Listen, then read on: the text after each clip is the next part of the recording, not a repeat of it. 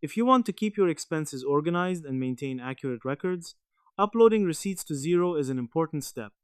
In this beginner friendly guide, you will learn how to upload receipts to Xero step by step, even if you have zero experience.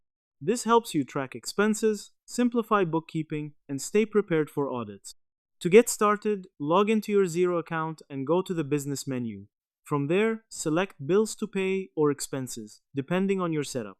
Here, you will find options to upload or attach files. One of the easiest ways is to upload receipts directly. Click on Upload or Add Receipt, then select the file from your computer. Xero supports formats like PDF, JPG, and PNG. Once uploaded, you can attach the receipt to a bill or expense transaction. Another method is using drag and drop. Simply drag your receipt file into the upload area in Xero, and it will be added instantly.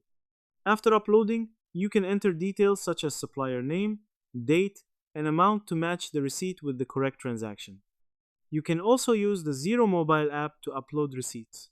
Open the app, take a photo of the receipt, and upload it mubashara. This is useful when you are on the go and want to capture expenses immediately.